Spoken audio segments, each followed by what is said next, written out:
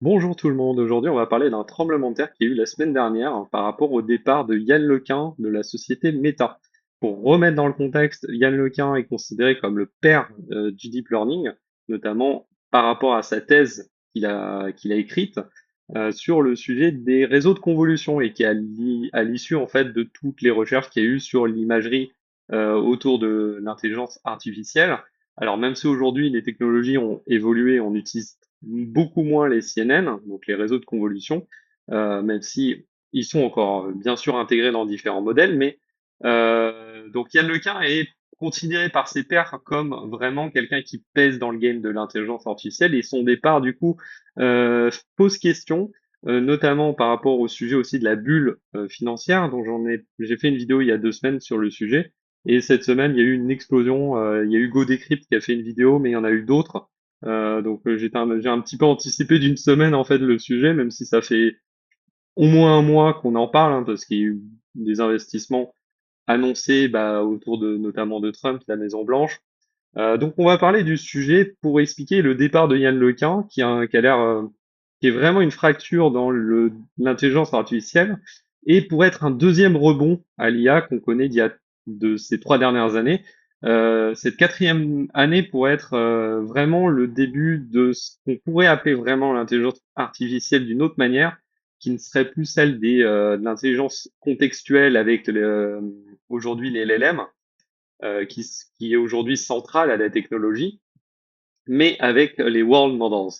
Je vais juste commencer à vous introduire une vidéo de Dr Nozman qui parle d'un robot qui vient de sortir, qui est annoncé, euh, pour vous montrer la problématique actuelle de l'intelligence artificielle que les scientifiques n'arrivent pas sur lequel on n'arrive pas à aller plus loin en fait.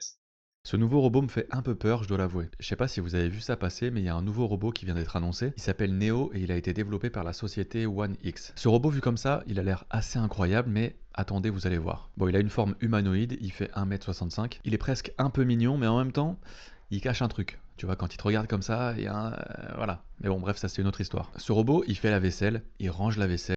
Alors ça s'appelle la vallée de l'étrange, hein. C'est un sujet connu maintenant aujourd'hui. Quand un visage est un peu trop ressemblant à un être humain, mais pas totalement, on est dans la vallée de l'étrange et il faut encore un petit peu plus pour que on ait l'impression d'interagir avec ce qu'on pourrait appeler un être humain robotisé. Voilà.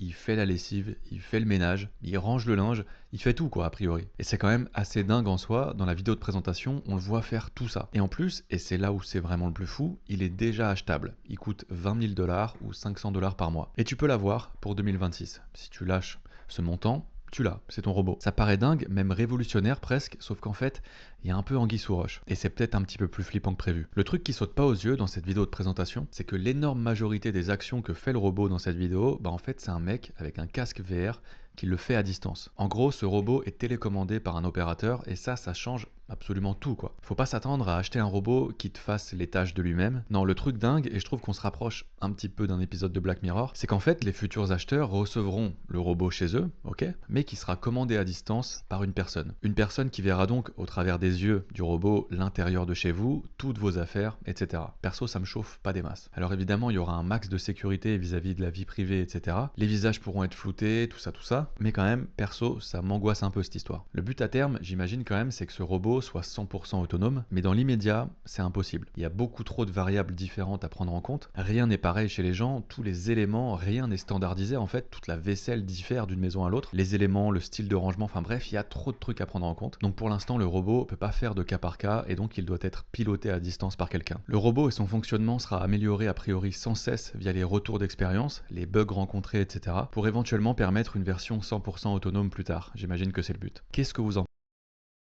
Alors, qu'est-ce que j'en pense moi? C'est creepy, c'est vraiment creepy, parce qu'au-delà du fait que on a un être humain qui contrôle un robot, ça veut dire que le robot, enfin, l'intérêt d'un robot, c'est qu'il ne dorme pas, et qu'il n'ait pas de perte d'énergie, etc. Donc c'est comme un robot nettoyeur dans une maison, quoi. L'objectif, c'est que même ça tourne 24/7, qu'on puisse l'automatiser, etc. Là, on a un être humain, donc il va se réveiller le matin, il va manger, donc c'est fait un peu, c'est fait à distance. Il y a le côté évidemment creepy de ce contexte où on voit la vie privée, on voit, enfin, Qu'est-ce qui nous dit que le robot va pas tomber sur quelqu'un de nu au milieu du salon ou ce genre de choses? Il peut y avoir tellement d'histoires et tout ça, ce sera filmé dans notre intimité. Donc c'est ultra creepy. J'imagine qu'il y a des gens qui s'en foutent et qui vont payer ça, et en fait c'est pas mal dans le sens où ça va entraîner les modèles. Je vous renvoie justement sur la vidéo par rapport à la bulle financière où je vous montrais les entreprises à Yangsan, donc ce grand port autonome où les robots sont en train d'apprendre comment les humains travaillent et donc vont remplacer progressivement les humains avec des algorithmes nouveaux. C'est évidemment pas les seuls. En Chine, ils sont bien en avance là-dessus. Et ils ont mis plein de caméras partout pour surveiller les salariés. Bon, bah là, on rentre dans ce sujet-là, c'est-à-dire que c'est une expérimentation, c'est 500 $ et t'es finalement sujet d'une expérimentation. Dans les faits, je pense que ça devrait être l'entreprise qui paye les 500 $ au mec pour avoir ça, mais bon, c'est que mon avis. Voilà. Mais en fait, ce qu'on remarque, enfin, ce qui est assez étrange quand même, c'est qu'on arrive à développer des IA et là, on se retrouve avec un robot qui est contrôlé par un humain. What the fuck? Où est-ce qu'on va avec ça? Et c'est là où arrive Yann Lequin et il nous dit je ne suis plus intéressé par les LLM. Donc I'm not interested in LLMs anymore. Donc c'est Yann Lequin qui le dit et juste après il claque la porte à Meta. Qu'est-ce qu'il y a là derrière? Qu'est-ce qui se passe? Ce qu'on a vu, c'est que les LLM, l'objectif d'un LLM, c'est de choisir le token suivant. Mais en fait, aujourd'hui, on a des modèles de diffusion à côté qui permettent de générer des images, où le but enfin le principe mécanique des modèles de diffusion, c'est on va mettre un brouillard on va dire, c'est ce qu'on appelle des noise. On va mettre un bruit aléatoire et ensuite on va faire plusieurs diffusions pour générer l'image finale. Donc en général, il faut au minimum 25 passes pour avoir une image correcte. Je pourrais faire une vidéo sur le sujet si ça vous intéresse. Mais en fait, ce qu'on se rend compte, c'est que le LLM, c'est une mécanique. C'est-à-dire, le LLM va te dire, je prédis le token suivant. C'est l'objectif, l'algorithme derrière importe peu finalement. L'objectif, c'est de trouver statistiquement le mot suivant. Donc, ce qu'ils ont fait, c'est des chercheurs se sont dit, bah, on va utiliser les modèles de diffusion. Et je vous en ai déjà parlé à ce sujet-là, parce que ça fait 1 an déjà qu'il y a des modèles qui fonctionnent par masque. Au lieu d'avoir une taille qui est dynamique, on a une taille fixe de masque et on va remplacer progressivement les masques par une réponse. Et ça donne des résultats assez bluffants, beaucoup plus rapides que les LLM classiques, qui rentrent beaucoup plus dans le sujet. Là où je veux vous emmener, en fait, c'est que la différence, c'est que maintenant, on va plus simplement prendre un contexte de token pour avoir une abstraction. On va aller vers un peu une imagerie, une idée qui va être imagée, contextualisée, imagée.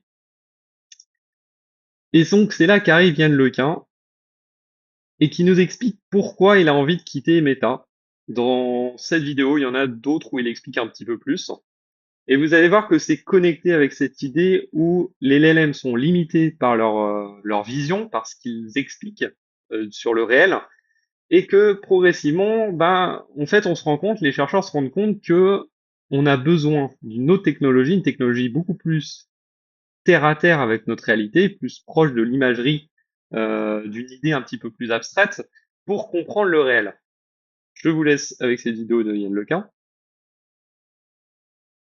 Je sais pas. Ah, il n'y a pas de son. Je suis désolé. So I think there are several points of view for which we're not in a bubble, and at least one point of view suggesting that we are in a bubble, but it's sort of different things. So we're not in a bubble in the sense that there are a lot of applications to develop based on LLMs. LLM is the current dominant paradigm, and there's a lot to milk there. This is Voilà, c'est ça qui est un petit peu ambigu par rapport au LLM, c'est que ça fait 3 ans qu'on développe des LLM et on a vu des performances incroyables par rapport à différentes mises à jour. Même s'il y a eu évidemment des mises à jour un peu chaotiques, notamment auprès de ChatGPT. Mais globalement, on se rend compte que ça marche super bien et on arrive à avoir des performances incroyables. On peut développer des sites web, faire des traductions, enfin on peut faire énormément de choses, automatiser évidemment des tâches du quotidien ou dans une entreprise. Mais what Bill was saying, to kind of help people in their daily lives with current technology. That technology needs to be pushed, and that justifies all the investment that is done on the software side and also on the infrastructure side. Once we have, smart wearable devices in everybody's hands, assisting them in their daily lives, the amount of computation that would be required, as Jensen was saying, to serve all those people is going to be enormous. So in that sense, the investment is not wasted. But there is a sense in which there is a bubble, and it's the idea somehow that the current paradigm of LLM will be pushed to the point of having human-level intelligence, which I personally don't believe in, and you don't either.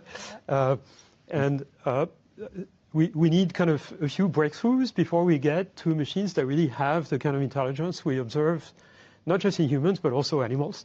We don't have robots that are nearly as smart as a cat, right? And so we're missing something big still, which is why AI progress is not just a question of more infrastructure, more data, more investment, and more development of the current paradigm. It's actually a scientific question of how do we make progress towards the next generation of AI. Which is why all of you are here, right? Because you actually sparked the entire thing off. And I feel like, we're moving much towards the engineering application side. But what you're saying is we need to come back to what brought you here originally.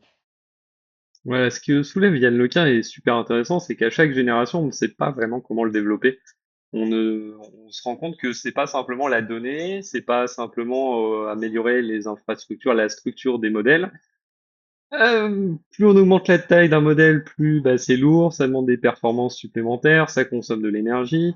Et quand on regarde la consommation d'énergie entre un LLM et notre cerveau, on a un énorme gap. C'est-à-dire que nous, on marche avec très peu d'énergie, alors qu'on a une bonne intelligence, comparé avec un robot, avec un LLM, et qui consomme des fois presque 1 à 2 centrales nucléaires.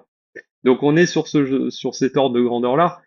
Et avec la raréfication de l'énergie aujourd'hui, avec les problèmes des guerres sociales et sociétales et également géopolitiques aujourd'hui, des guerres de territoire avec de plus en plus d'impérialisme, on va se retrouver bloqué, on va pas être en autarcie, parce que même si la France par exemple a beaucoup de nucléaire, on a un problème, c'est qu'il faut avoir de l'uranium, et l'uranium c'est pas dans nos pays qu'on le trouve, donc il faut creuser sous la calotte polaire, ou faut aller dans les pays des Émirats arabes, et on a évidemment des problématiques politiques et géopolitiques par rapport à ça. Donc là on a un problème fondamental, c'est-à-dire qu'on va pas pouvoir de manière extensible toujours agrandir le modèle, et surtout que c'est pas le résultat qu'on a en fait, qu'on reçoit. Et ça, Yann Lequin le montre bien, l'explique bien.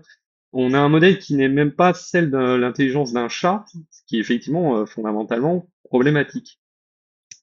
Alors, pour répondre à cette question, il y a un modèle qui est sorti il y a un mois de ça, DeepSeek. Donc, je vous avais parlé en début d'année, DeepSeek avait sorti un modèle de thinking model, donc un modèle de réflexion, qui avait fait une révolution, qui avait fait un gros trou dans les actions de Nvidia.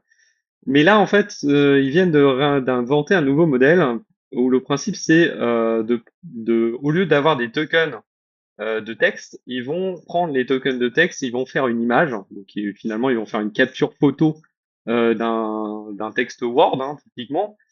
Et à partir de cette capture-là, donc là, on le voit dans le papier de recherche.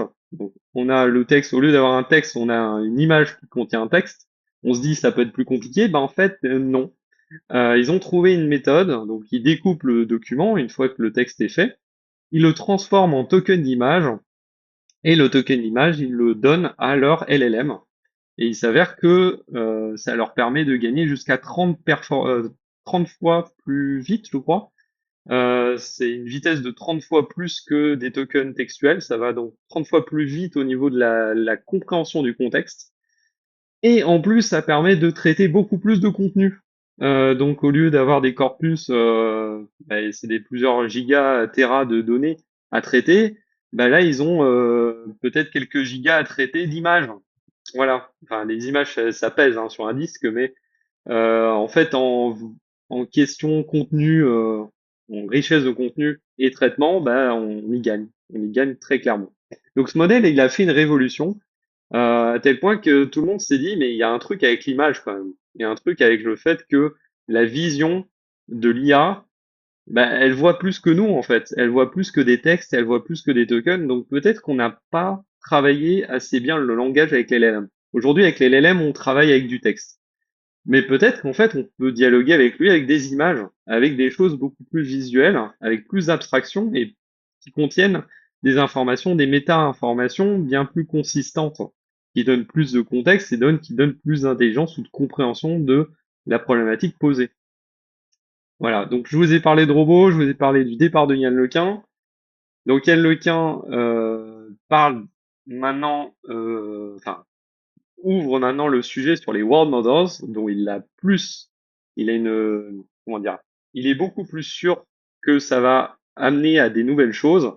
Donc là, il y a un article, un petit post de Natalia Teruel, qui parle de la différence entre là où les LLM, donc les LLM avalent des tonnes de données, consomment une énergie folle et prédisent des mots. Les world models, eux, visent autre chose. Ils apprennent en percevant et en interagissant avec un environnement virtuel. Ils raisonnent et planifient, anticipent, et ils sont beaucoup plus sobres en données, en énergie. J'en avais parlé des world models. Qu'est-ce que c'est ces world models? Donc j'avais parlé de Mirage 2, on avait testé ensemble Mirage 2. On avait parlé aussi de WAME. Donc ça, c'est des modèles qui étaient, on va dire, le but c'était de jouer avec. Hein. C'était vraiment de créer un moteur de jeu. Mais en fait, on se rend compte que ces moteurs de jeu, bah, ils ont plus d'informations que ce que l'on pense. C'est-à-dire qu'on peut, il y a cette idée de persistance de l'environnement. Si je vous montre ici la fin de la vidéo à peu Je près, suis hype, hein, je suis complètement hype. Et je me dis que derrière, parce qu'ils ont peut-être pas développé le modèle, je me dis, je vais couper le son pour vous expliquer un peu plus. Voilà, dans la vidéo, avec un prompt, je génère ce loup gigantesque. Et ce qui se passe avec la caméra, on va le voir juste après, même si certains détails en fait de l'environnement est caché, il conserve un état. Il comprend ce qu'il y a derrière la caméra, il comprend ce qu'il y a derrière l'environnement et il le garde. Donc ça veut dire qu'il y a une mémorisation de l'environnement. Et ça, c'est méga important. Du coup, cette semaine est sorti un autre modèle encore plus performant qui s'appelle Sima 2, développé par l'équipe de Google, hein, qui fait suite à leurs autres modèles. Et là, je vais vous montrer le côté bluffant. Ce n'est pas une personne qui joue à un jeu vidéo. C'est Sima 2.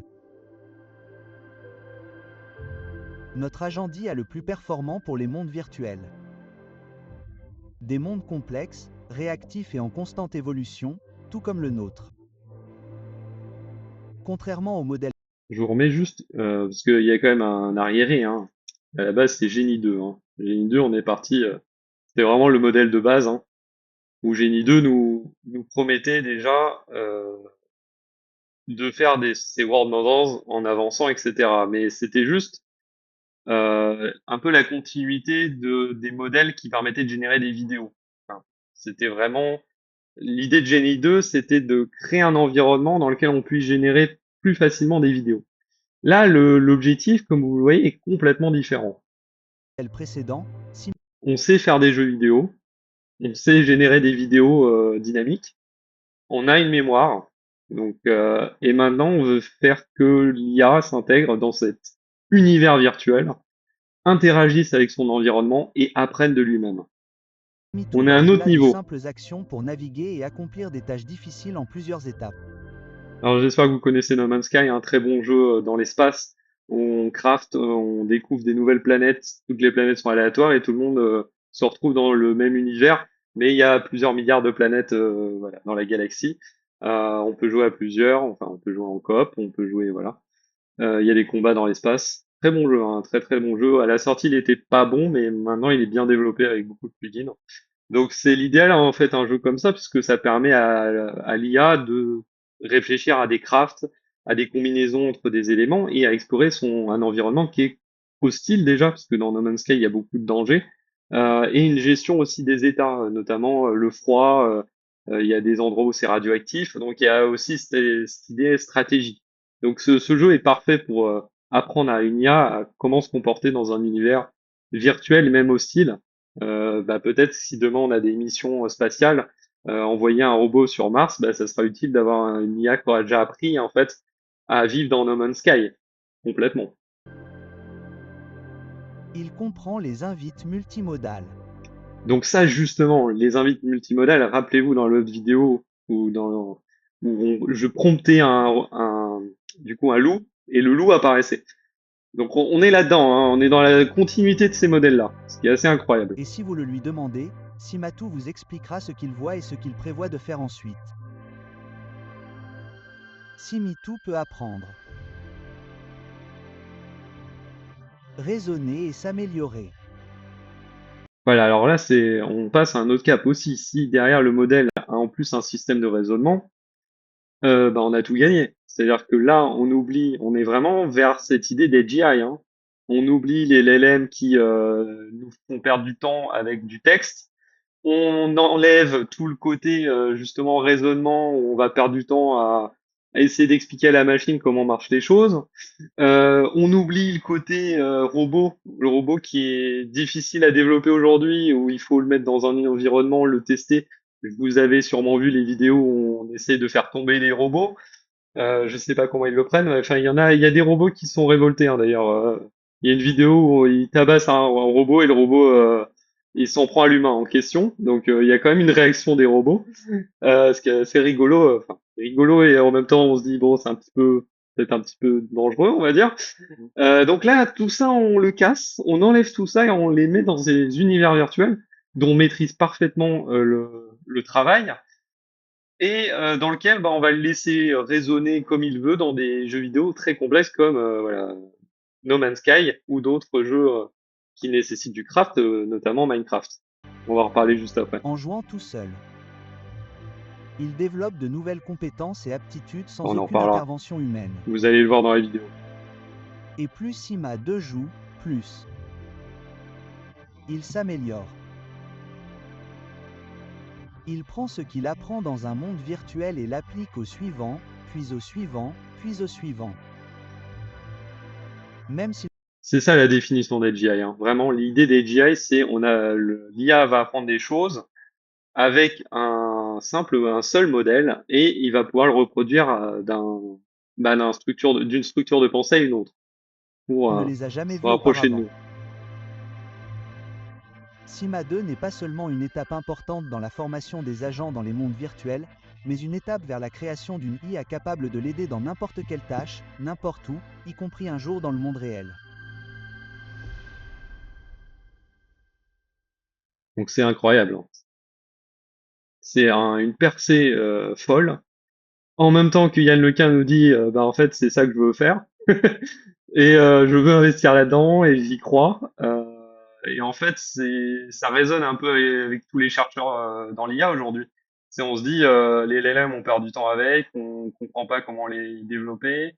Les modèles ont pas forcément conscience du côté physique aussi de l'environnement. Là on les met dedans et on les laisse faire en fait. Donc on passe à un autre cap. Et c'est ça qui pourrait être un changement de paradigme complet sur le développement de l'IA dans les prochaines années. Ça pourrait être le deuxième boom de l'IA, vraiment. Enfin, même s'il y a eu déjà un premier boom à l'époque en 2012, si je dis pas de bêtises, avec les recherches sur, donc là on est peut-être au troisième, hein, avec les recherches donc sur une automatisation via les blocs transformers, etc. On a progressivement développé des aptitudes à comprendre de plus en plus comment les modèles sont capables de généraliser des problèmes. Donc là, il y a des performances assez folles. Ah oui, on est déjà à Sima 2, hein. Ils ont quand même déjà développé des tas de modèles. Donc là, ce qui est intéressant, c'est de voir qu'effectivement, on a des agents directement, hein. On est vraiment sur cette idée agentique avec des tâches à produire et un système de reward, de récompense, donc pour l'enrichir dans ses connaissances et sa capacité d'adaptation dans l'univers virtuel, mais aussi dans le nôtre. L'objectif, c'est d'avoir un reflet sur notre univers à nous. Et rappelez-vous, dans la vidéo de Mirage, je vous montrais qu'on peut uploader une image et rentrer dans l'univers. Donc un peu comme Black Mirror. C'était dans la dernière saison de Black Mirror, on met une image et on rentre dedans, on peut naviguer dans la photo, on peut voir les petits détails qui sont cachés, mais qui sont, comment dire, ils ont une trace dans l'image. Par exemple, un effet de lumière, on voit que par exemple il y a il y a une lampe derrière qui a une forme de cône, bah du coup, il peut être généré quand on se déplace dans la photo. Et ça, c'est un côté assez magique, incroyable de se dire que le modèle est capable de faire ça. Pour vous donner une autre illustration, si vous n'avez pas encore compris le concept, donc c'est pas le seul modèle, hein, il n'y a pas que Cima 2 qui développe ça. Bah, je vous avais donné l'exemple de Mirage 2, même si là l'objectif c'était quand même plutôt de générer un jeu vidéo, mais voilà. L'objectif c'est ça, c'est d'avoir ce robot qui rentre dans cet univers et qui contextualise son univers. Je trouve que cette vidéo est assez bien explicite, sans voilà, sans rentrer dans tous les détails sur les world models. Vous montrez cette vidéo à n'importe qui, je pense qu'il va comprendre comment ça marche. Sachant que là, ce que vous voyez, c'est du lidar, hein. Le lidar, c'est une technologie qui permet de scanner son environnement et ça transforme l'environnement autour par des polygones. J'en ai déjà parlé. Cette technologie, ça a déjà été utilisé pour des scans, notamment même c'était je sais plus, il y avait un youtubeur américain qui avait fait ça dans une activité de Disneyland et il avait scanné, donc c'était sous terre, donc il savait pas comment était fait en fait la structure du donc il était sur un wagon et il savait pas quelle était la structure de ce circuit de wagon.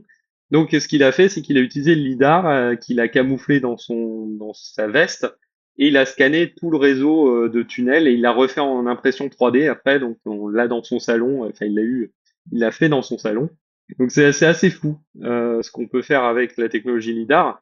Et finalement, le lidar est un point d'entrée pour des données justement d'entraînement à ces modèles-là. Mais pas que. Mais pas que, puisqu'il y a un article de 2018 que j'avais complètement zappé, qui parlait déjà des World Models et qui était déjà en fait à l'initiative de ces World Models. Je vous invite à lire cette vidéo, à lire ce texte, cet article, où j'explique vraiment en détail où tout est expliqué par rapport à ce qu'est les World Models. Donc, le World Models, comment il est construit? C'est un réseau comme ça. On a un modèle de vision ici, un modèle de mémoire et ensuite un contrôleur. Pour le côté modèle vision, on utilise un VAI. Donc c'est un modèle qui est capable de prendre en entrée une image, de reconstruire l'image derrière, et au milieu on a ce qu'on appelle l'espace latent, un latent space. Et en fait c'est l'abstraction, c'est la représentation abstraite de cette même image. Donc dedans il y a plus d'informations que simplement l'image elle-même. C'est un petit peu l'évolution des GAN, hein, des Adversarial Network, qui sont des réseaux où l'objectif c'était de dire telle image est bonne et telle image est mauvaise. Là, la différence c'est que on laisse des encodeurs-décodeurs faire le travail. Donc c'est des réseaux euh, construits de façon plus standard. Il n'y a qu'un seul réseau qui fait son travail de d'apprendre. Et donc qui a cette capacité de reconstruire l'image et avec notamment des seuils. Donc là, par exemple, il reconstruit d'une certaine manière. Il y a des paramètres d'adaptation, on va dire, pour représenter l'image. Alors, comme vous voyez, l'image est de moins bonne qualité. L'objectif, c'est pas de régénérer une image derrière. L'objectif, c'est d'avoir, comment dire, une bonne généralisation, une bonne compréhension globale de l'image d'entrée.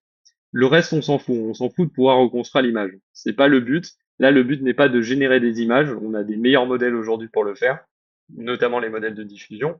Donc, c'était pas le but à l'initiative. Enfin, on est en 2018, donc à l'époque, il n'y avait pas de modèle de diffusion, même si c'était en cours de travail, hein. Mais ce que je veux vous dire, c'est que l'objectif des GAE, c'est pas ça, hein. Même si c'est ça, l'entraînement, l'idée de l'entraînement, c'est de recomposer l'image, c'est pas le but.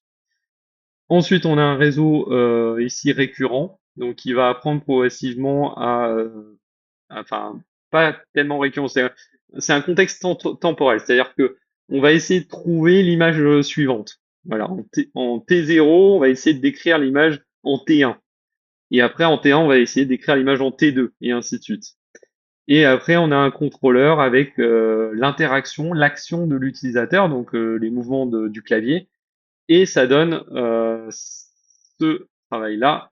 Voilà, on a un exemple avec une voiture, par exemple, une voiture qui a été recomposée.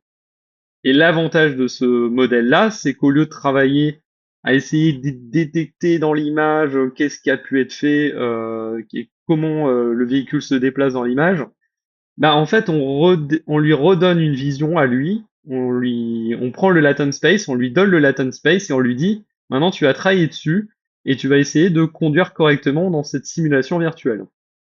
Donc le travail c'est plus d'avoir des détecteurs dans tous les sens avec de l'analyse d'image comme le faisait Yann Lequin dans sa thèse sur le deep learning.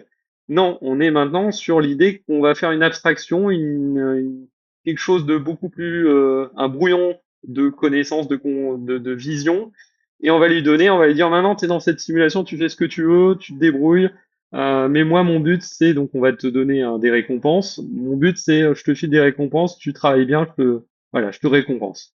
Vraiment, c'est ça. On laisse beaucoup plus de liberté, on est moins à l'affût de toutes les connaissances qu'on peut être lues, accumulées sur l'environnement. On lui donne cet environnement et il se débrouille. Et donc là, il y a des exemples différents dans la vidéo, dans cet article. Je vous conseille d'aller regarder, notamment pour éviter. Oui, parce que ce qui est aussi intéressant, c'est bien de détecter, là par exemple, détecter une scène, mais à partir d'une scène, l'IA va apprendre des mécanismes et une fois transposé dans un autre contexte, il faut qu'il puisse reproduire les mêmes mécaniques. S'il voit qu'il y a une certaine logique équivalente, c'est-à-dire qu'on est dans le même style d'environnement. Donc par exemple tirer, là on a des adversaires, on a des ennemis qui nous tirent dessus.